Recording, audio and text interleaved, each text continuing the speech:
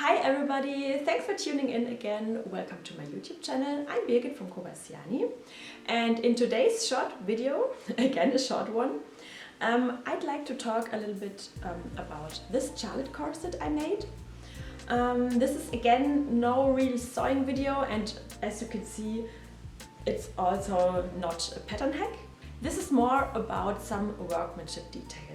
The Charlotte pattern, by the way, is available in all my shops. The links you will find below this video here. As you can see it here, this Charlotte has a lacing in the back, but this time no zip in the side seam.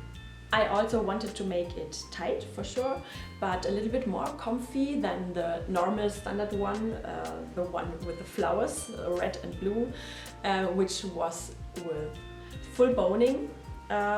So here we have no boning, only along the center back here, along the lacing, but this you will see in the video.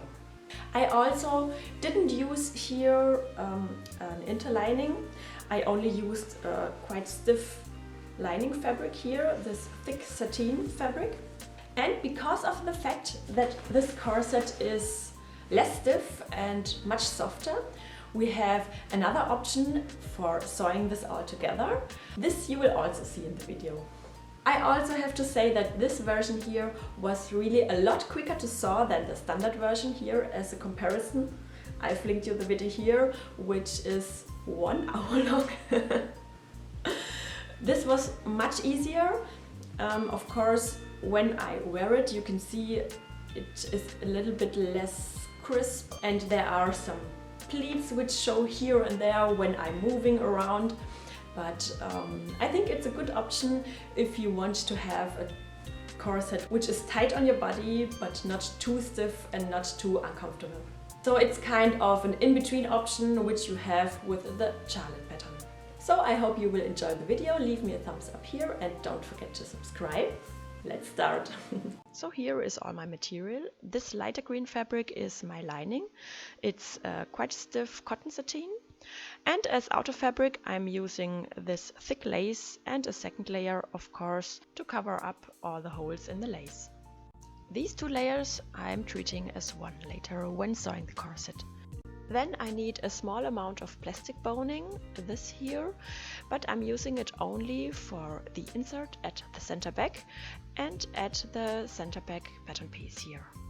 These are my eyelets, which I'll use in the center back for the lacing, and this is also the reason why I'm reinforcing the center back pattern piece with a stiff interfacing. I'm using the Vilene H250 so that the eyelets won't break the fabric.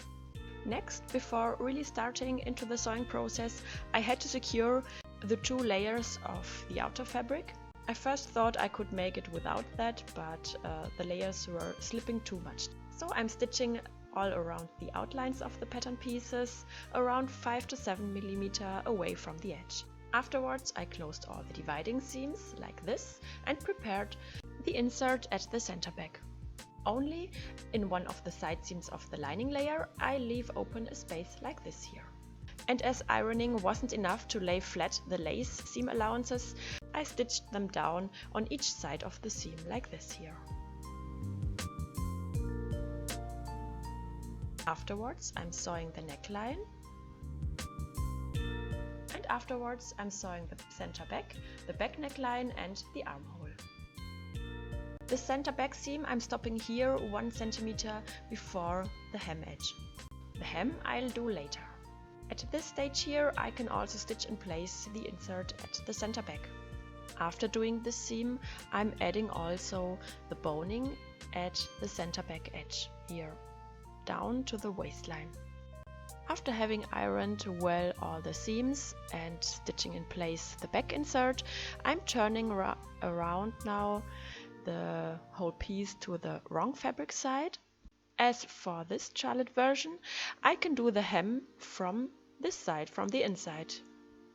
When sewing the hem, I take care that, as for the strap area, the lining layer peeps out for around 5 mm here under the outer fabric, so that later all the seam lines can be tilted to the inside of the corset.